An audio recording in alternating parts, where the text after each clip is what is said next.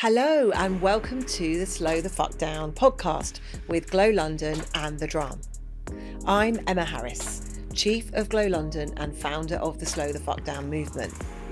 In May 22, I had a completely out of the blue cardiac arrest and the odds of 96-4 surviving unscathed. Since then, I've been committed to sharing the perspective I'm now blessed with, that many of us are wasting the precious time we have on this planet with unsustainable pace and stress. In a world that's only getting faster, we're here to remind you that slowing down isn't just good for your health. It's about creating the right focus, making the right choices, and most importantly, achieving the life you want both in and out of work. In each episode, I'll welcome some fabulous guests onto the show to share their stories of how slowing down or not has affected their lives, their teams, and their businesses. Let's get started.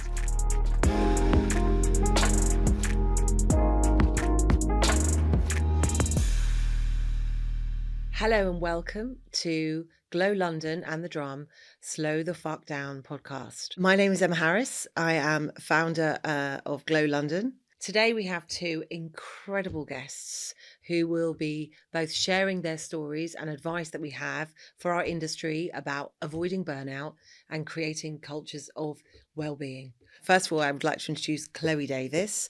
Chloë is the founder of It Takes a Village, which is all about raising the agency of Black women in Adland. She's also co-founder of Join Our Table, which is the community for Black British women in Adland. There is a theme here. Chloë was voted Trailblazer of the Year by Campaign magazine in 2023.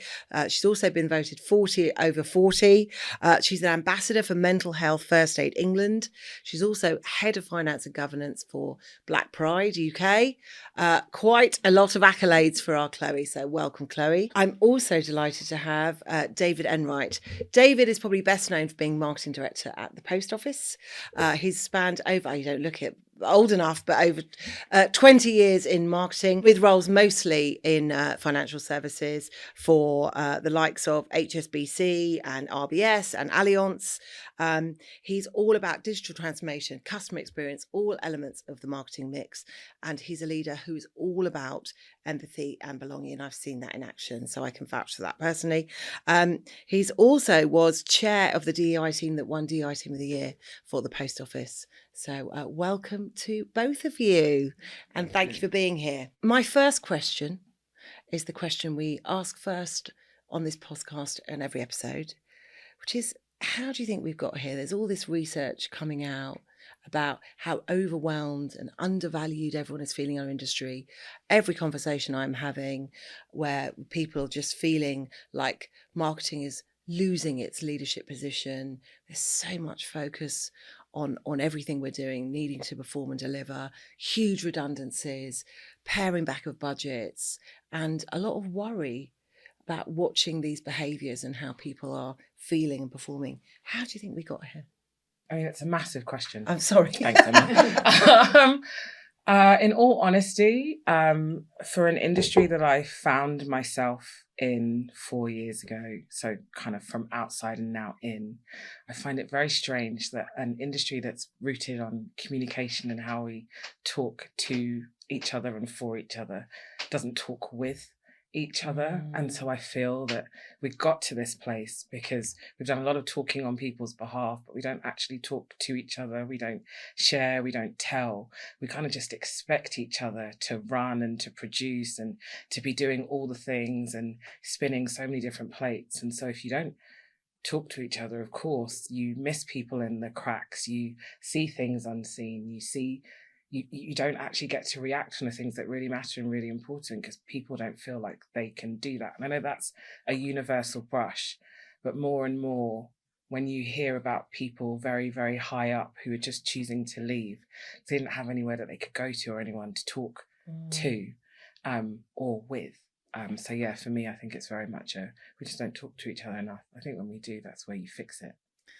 Wow, that's a perfect answer, because that's why we're doing this, right? And this is the conversation we're having. We've got to be talking about these issues and we've got to be helping people. I was just going to build on what you were saying, Chloë, because marketing has just become this machine. More channels, more data, flipping from being involved in strategy to tactical execution to creative development, reacting to business change. But we're constantly being asked to do more with less. The other dynamic is culturally, we're always trying to create high performing individuals and teams, which puts undue pressure on people, not only in what we're asking them to deliver, but also how they need to deliver that. We're trying to create these role models of the future, but that puts an undue amount of pressure on people. You can't sustain that. And that's what's leading to, I agree, that slow down, but actually we need to stop the madness because it's becoming uncontrollable. I mean, the irony is that high performance in its truest sense. So if, for example, we borrow high performance from the world of sport, which, as you both know, is something I have spent a lot of time in. I'm part of a business called Planet K2. I've spent 30 years studying this. High performance encourages slow. High performance is about understanding that either side of a peak are two valleys, that in order to, when you've got strength in your mental and physical well-being, you perform better. But somewhere along the line, that high performance label seems to have translated into numbers, results, pressure. And if we could find a way to get people back into actually high performance is having the right, obviously, tactical approach to your work, making sure you've got space to think, looking after yourself physically and emotionally and mentally and contextually, even making sure you've got all the controlling the controllables, all the right equipment, the right tools, all these things, and investing in your technical skills. If we could get people to remember high performance is not running, that would make a big difference. Could you share with us an experience that you might have had where you personally have not looked after yourself well enough and how that manifested itself in you? I lost my mum in 2022. And 7 weeks after my mum died, my partner's mum died. Two of the most important women in our lives gone, and it's as brutal as it sounds. I remember them being in a trading meeting within 2 weeks of that, and I was literally, as important as a meeting that was, I was just completely disconnected. I still carry that today, but it really gave me the real clarity on needing to take time away so I could process that. I just remember being in that meeting and just thinking, why am I here? I could not contribute to that meeting. My mind was completely empty. I'm sure you also thought good didn't give a shit. Well, right? I mean, with all due respect. Well, it's the thing, I think, as a leader, I always think, and I've learned this through my career, that we've always think, we need to push through things. But actually, well, no, you don't need to push through things. You can say, you know what, no, I need time, I need space. We've talked about this before, haven't we? Which is about this drive for resilience. Resilience isn't about just trying to push through everything and achieve the best you can. It's about knowing when to stop and when to say no to things, or no, not quite in this way. Let's think about this. Let's slow down. Let's think. Let's have some strategic thinking. It becomes much more important. But it taught me some really valuable lessons,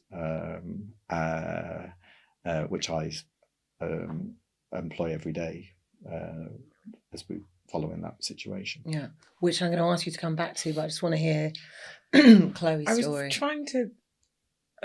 was trying to land on the one, and I say that with jest, but also truth. I don't think I have one. I have the one that taught me how to recognize the others.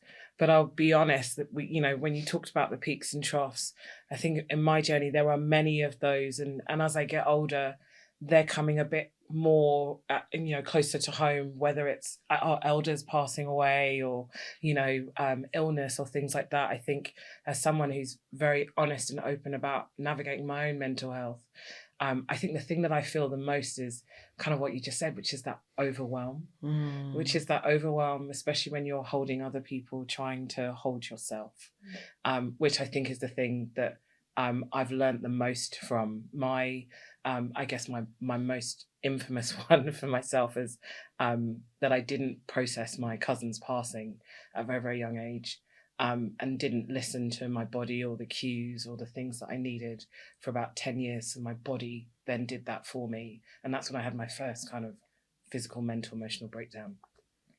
And so I will always continue to have episodes. I think that's just honest with my journey. And sometimes I can see them coming, and other times I just learn to navigate that it's actually okay to do nothing and to do absolutely nothing and just rest my head, rest my spirit. And I think I have to practice that. I think that's the thing that I've learnt more, is to continue to practice how to hold space for myself in an industry that doesn't want to give anybody any space, which I find a very interesting thing. When you talked about before, and I was like, but the reason that we're not doing any of this stuff is partly I'm not sure everybody knows how, and two, everyone's afraid to stop, because if you stop, then we don't make any money. So what do we do if we're not making any money?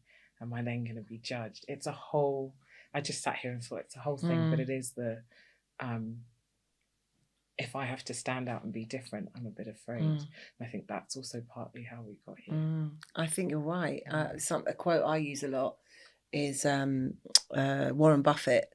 The difference between successful people and really successful people is that really successful people say no most of the time. And we were listening to Andrew Tyndall recently, who was saying when he joined the industry he was a doctor, and when he joined the industry, he was just amazed. Everywhere he went, there were people going, yes, man, yes, man, yes, man. And actually the people he's observed are the ones that are more successful, the ones going, no man, no man, no man. So we were talking about, we need to launch a no man movement. And we spend a lot of time working with leadership teams, training them how to say no, because there's a lot of power in that. Chloë, just sticking with your point around communication though, when you see those peaks, when you get close to that place, are you talking to people like how are you approaching that now? I my therapist is, a wonderful presence in my life. Top tip, get a therapist. Everyone needs therapy. Everyone needs therapy. I have a really great group of friends now, that we all have the emoji code with each other. We all have a different emoji. So we will just drop, if you're really struggling, no words, no questions, just drop the picture. And then everybody else knows, okay, I have to tag in. This is my time to just kind of give a bit of space. So my bestie sent me the SOS a couple of days ago, and I was like, okay, I'm ready. Let's go. But it's become a thing with my closest. And then others, I've just got into a practice of, it might be a bit real, a bit too raw, but it's my truth, and I got to share it and tell it. So I do. I just, if I haven't got it on the day, then I'm just honest. I don't have it today, but we're still going to push through. Yeah. Well, I think giving yourself the space to get to that place also. I love the emoji thing. I think that could be something as an industry. Why don't we have that? You've got the things like the going and ask for Angela at the bar. The emoji thing could be our sort of industry SOS. Right, note to self. I was just going to build on that. I mean, there were really simple things, like just go for a walk without your phone. Yeah. Without even a destination. Yeah. Just go for a really long walk. If you like cooking, I was saying cooking because I like cooking. That's what you're going to focus on, and it distracts you from everything else. And I agree with you, Chloë. Your friends and also your colleagues, who they know you as a person. They don't know you as a brand. They don't see you as a brand. They don't see you as a performer. They don't see you as that results driven. They don't see your title. They don't see your role, but they see you as a person. And they see you as a person when you are struggling, when you are at your best, and they support you through it. And that's so important. You have to, as a leader, you have to create that psychological safety where people can feel like it's okay to say, no, I need some space. It's so important that people feel confident that they can do that without that fear of, if I'm not performing as much, or I'm taking time off, or if I'm slower at doing something, it's that they're not bad things. It's we've got to remove those negative perceptions. Well, it's that they see you first and foremost. Like that sounds really small, but it takes a lot for someone to truly see you, the heart of you, and not the idea of what they think you are. And oftentimes for leaders, you get stuck between the two of the real me versus the me that I have to be at work versus the me that's also at home. And, without kind of doing the bring your whole self and authenticity into it. But it is those bits. Who sees me and holds space for that versus who sees me and holds space for the me that they have in their heads. And how do you do that as a leader? How do you, because that is really scary. Mm-hmm. So I feel personally as a leader, and anyone that worked with me at Eurostar will vouch for this, I've always been in very much heart on sleeve, completely open book, possibly an oversharer. How have you got to that place where you're confident enough or safe enough to not worry about the judgment of showing your vulnerability? Because I think there's a lot of leaders that would like to show up more authentically, but are scared because we wear a corporate mask to protect ourselves. And a lot of us have been brought up in a don't get too close to your team, make sure you protect yourself. How have you got to that place? How can we learn from that? Oh, that's a really good question. I mean, as a gay man growing up, I would often look in the mirror and not see my own reflection because I wasn't being who I was. I wasn't being honest to either myself or the people around me. And as I grew up, I realized that the more I shared with others, the more that they supported me, the trust that they had and the trust we had in each other actually grew. And I brought that into my career. And as I've got more advanced in my career, that importance of being, it's a model from the top. We drive with, it's how we behave. And there are some other practical examples, like I will not answer an email after working hours. If I start answering emails, then I know other people will feel like they need to do it. If something's really urgent, they can pick up the phone to me, and then you can have a conversation. It's much quicker, but it doesn't happen that often. So we set the culture of an organization through our own behaviors. 100%. And that's really important for us to instill in everybody. Brilliant. Emojis, clone David. That's the second tip. I absolutely love that. And I really hope people are listening. And just to build this kind of trust creates high performance. Again, getting back to that. I don't know if you've read The 5 Dysfunctions of a Team by Patrick Lencioni, but he talks about trust being the basis of everything. And it's not trust like, I trust you to do a good job, or I trust you to, get that email campaign right. Like proper guttural trust. Trust like I can fuck up and you're going to be there for me, or I can say I don't know the answer, or I can say I don't think you did that well. And we'll be okay. And teams that create that sort of trust can then get conflict, proper conflict, where you can challenge each other, which creates high performance and feel safe, that psychological safety. Once you've got that, then you get all this, you get proper accountability because people are prepared to own their shit because they know there's not going to be a comeback. Then you get commitment, then you get results. Yet leaders think that having that mask is going to create that high performance, and it isn't. So absolutely brilliant. It's practice. Yeah. It's practice. Like, just once you get it once doesn't mean that you've got it. Like, you have to keep doing it over and over and over again. And I think that's the thing, is that we're not always used to like having to do that, or someone explaining that it requires practice. Like, just because you reach a high height, you have to keep doing it. We will forever be challenged. We will forever have good days, bad days, but it's to keep doing the repetitive motion and learn those skills. And I think sometimes we we get lost or we get a bit complacent when we've done it. Like, oh my God, great, we've done it. Now we can move on to the next thing. I guess in that created of that buzz. So it is making space for practice, but also kind of going to each other, or how did you do that? You know, how did you do that? And could you teach me? Like, could you, I would really like to learn, because I saw that and it really impacted your teams. And actually they are the high performing that I would inspire to be like. Can you come and share some of that with us too? Yeah. Every powerful leader I know, Yeah. every great leader I know, have that authenticity, have that openness, without fail, without exception. Those leaders that think they can keep busting the balls and that's going to get high performance, they don't retain talent, they don't build trust.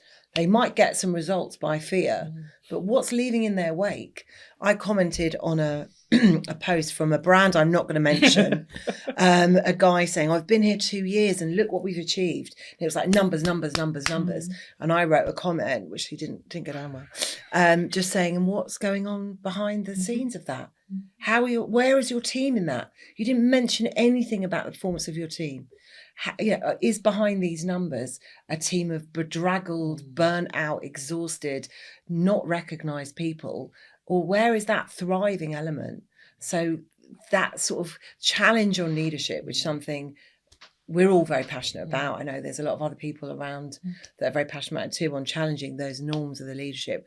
What do you think we can do as an industry, other than this podcast, of course, to create the challenge that we need to get the voice out there? This is leadership. This is great leadership.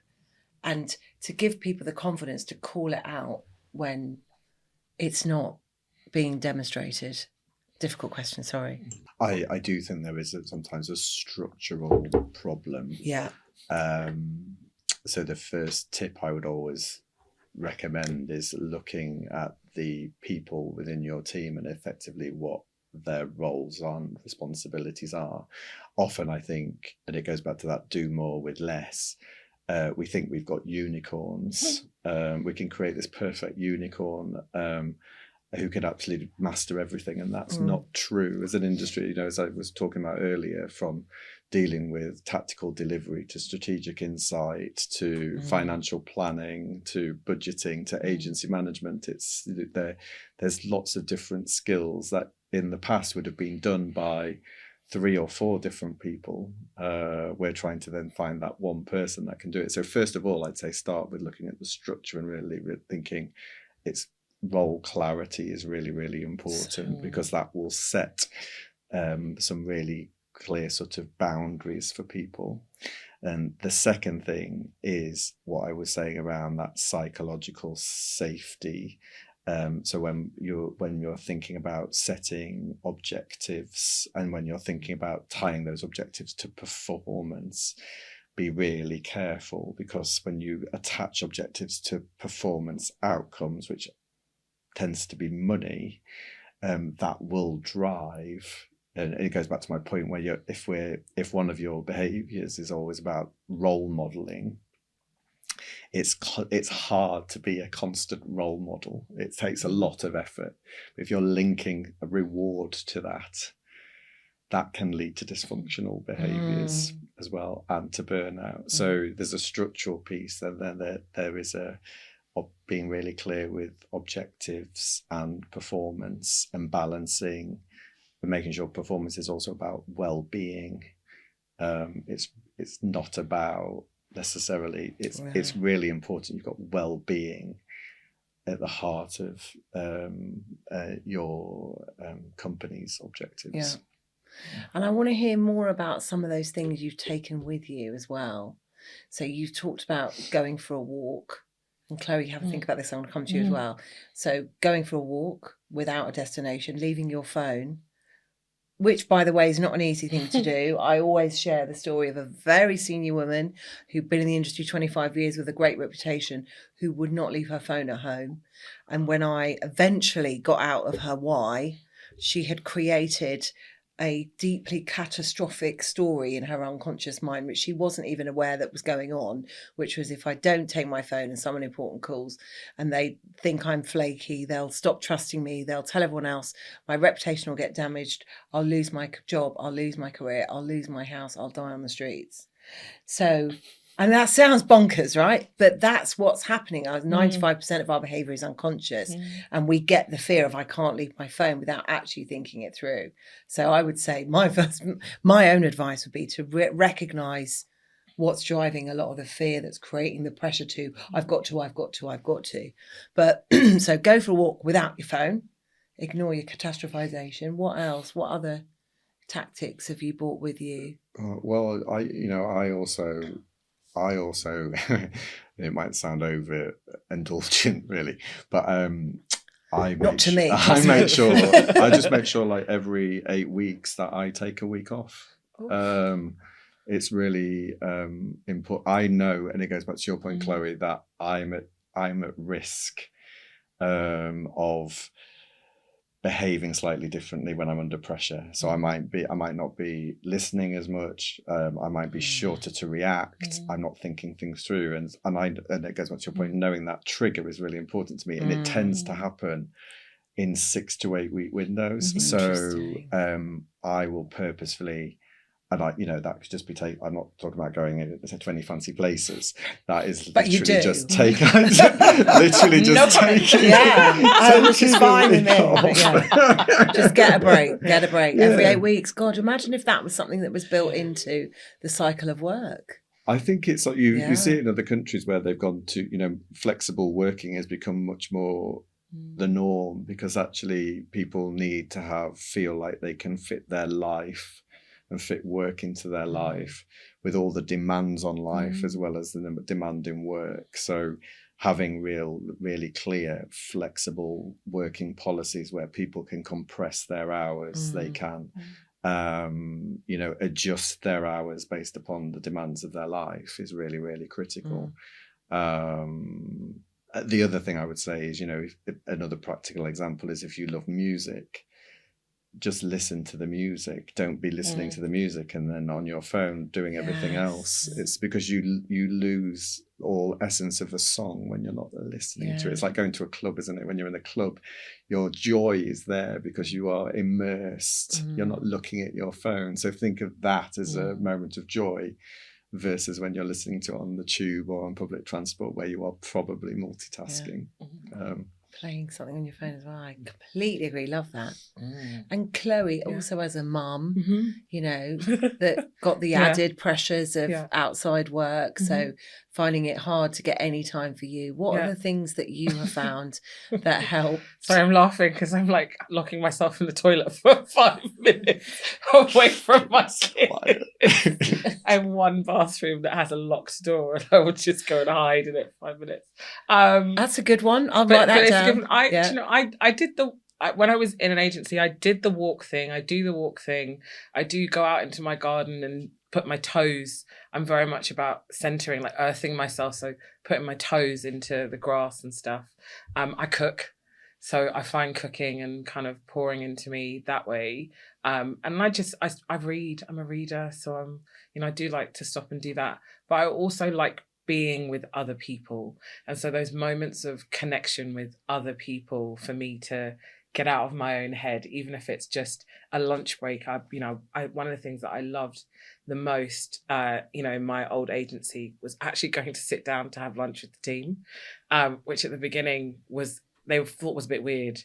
And they were like, why are you coming to sit with us? And I just, because it's lunchtime and I wanted to sit with you.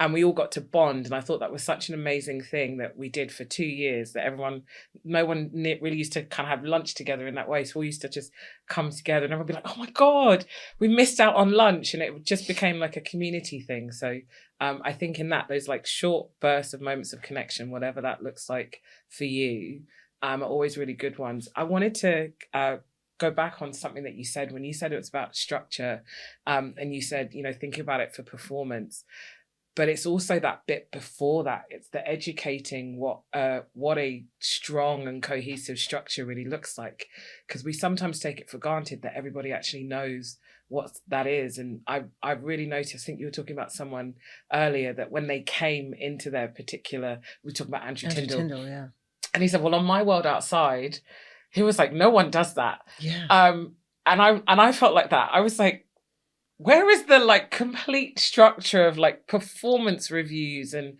appraisals and quite universal? Everyone knows what's expected of them as an employee, but also we've told them what we expect as an employer. I think if more of that existed, people would feel more secure.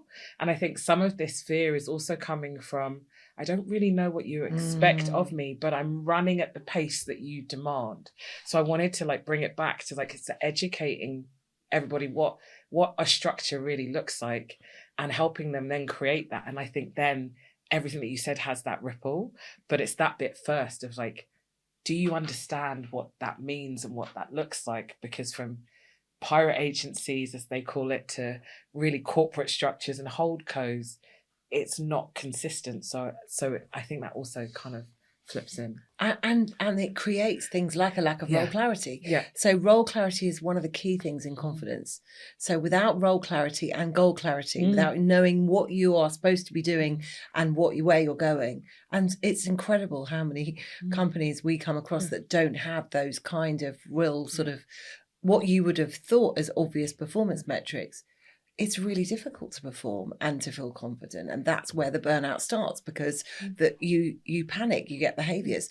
We encourage people, I mean, performance reviews are great, but often they're a sort of HR thing or something that comes out of the cupboard once every 6 months.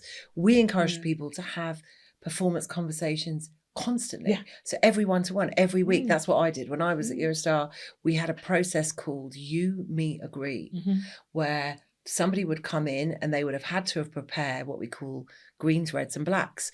Greens is how are you doing? What's going well? Let's talk about that. But you own it. So I'm not telling you all the great stuff you've done. You're telling me all the great stuff you've done. I might add a few things, but you're owning that. And the confidence and the resilience that you get from having that, then you can share things you think were reds that are not going quite so well. But you're owning it. You're not being told it. So you're then feeling, well, okay, I'm owning my stuff at least. I might add a few. Then we've got a really clear list. And then the blacks are what we're going to do about it. Let's have a list of actions. And if you're working to that simple structure every week, you've got a clear idea of what's working, what isn't, what bits are struggling. If there is a real issue on performance, you've got it all noted down. And it's an ongoing performance. There's no grey. There's no, oh God, it's my performance review. I have no idea. That's stressful. That can create all sorts of issues. It's also not rooted on money either, because you know exactly what's expected of you. So you'll know the whole year round where I'm at and where I'm not, because you've had the practice to show all my evidence. Although the amount of people that then come bowling in expecting a payback, and you're like, oh, you having enough. But it goes back to that point, which is in those conversations, it's not always about the what, it's about the how and how are you feeling. It's not, you've got to balance those conversations. So it isn't just about what did you achieve in the last quarter or the last week, you know. That's one thing. The second thing is another sort of just practical tip is I encourage the team to separate out those career development conversations. So every quarter, all of the team have a career development conversation which sits outside of their day-to-day. Just sometimes that's just as a check-in to say, are your career aspirations are still the same? Are there any, you know, can I check in with you on how did that course go, or what's the next thing? What could we do together? So separating out where you are also focusing on somebody's skills and their career from the day-to-day is really, really important. And I saw a real improvement in colleague engagement as a result of just that simple separation. Yeah. And also what I love about that is they're owning their own career development. The amount of people we work with, and there's a lot of the engagement is, well, I'm not getting enough career. And it's like, own it yourself. No one's going to care about your career as much as you. And if your line manager's got 7 direct reports, you know, they're going to be worrying about everyone. You have to take control of what's going on for you. Then one of my favourite Maya Angelou quotes, and there are many, is if you can't change something, if you don't like something, change it. And if you can't change it, change your attitude. And I do think, as well as it's really tough for people out there, there is a slight sort of sense I'm getting, which is people sitting in effect. It's not fair. This is really hard. This isn't going well. And, you know, rather than going, right, how did I somehow get myself there? what did I learn and what can I do now? So I love that, giving people that ownership. We're probably close to time, so I'm going to ask my closing question. What one thing do you want to say to people listening? Like, if there's a sort of golden thing, because we've thrown quite a lot of them, to people who might be listening, who either, you know, leaders who are helping their teams. Let's start with that. What one thing would you say to them? How can we as leaders change what's happening out there? Oh, I guess to leaders, you just talked about it a little bit, but get out of your own way. We find it really hard and we internalize a lot, but I think if we learn how to, and I don't say that lightly, to just get out of our own way, but I think as leaders, this is the job of leadership. We chose to be in these positions. What we have to also do is, how do we take the I and turn it into a we as leadership? So when I say get out of your own way, this is the choice that you made. Now, how and try and find room for yourself alongside leading others. And I say that on purpose, because not all leaders should be leaders, and not everybody who manage should be managers. And I think if we discover that part and learn how to get out of our own way, it will make a lot of our journeys much, much easier, because we'll know where we're going, rather than assuming just because we've got a title. 100%. And some leaders should be leaders. You should be in charge of everything. Chloë, I'm falling you off a cliff. Seriously. Totally. I'm going to come back to you and ask you the same question about an individual. Yeah, sure. I would just say stop, breathe, remember you're a person, you're not a machine, and it's so important that you don't leave anybody behind.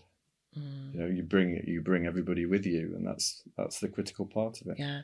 Well, it's going back to your first point, Chloë, which is communication. I was at an event the other night. I won't say it was because she might not want me to quote her, but she said, I mean, I think it's the thing, again, we're working with a lot of people on this communication. You cannot talk to your people enough and listen at the same time as well, that loop. And she was saying, she's a CMO, and she was saying, I know if I'm almost so sick of saying the same thing to everyone that I can't actually bear to say it again, I'm probably about halfway through. Because I think that's another thing, is that internally our teams are no different to consumers. And we always say you need to hear the message 7 times before you get that brand message. It's the same thing.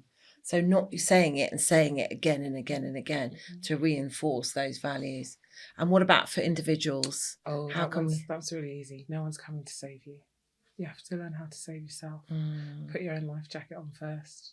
That is really, really hard. But I've got all the analogies, because now I've got like RuPaul, you know, how you gonna love yourself. But it's you. It stops and it starts with you. Yeah. You determine what your rules of engagement are. You determine how people treat you. So if you don't prioritize you in the silent small moments or the big loud ones, then nothing will ever change and the world will still turn. So it is just, self first. Be self, the segued slightly, but that'd be the ADHD. Someone said the journey of parenthood is moving from being selfish to selfless. And I was like, that's really key, but I think I could apply that for everything, is to learn how to be selfless for yourself.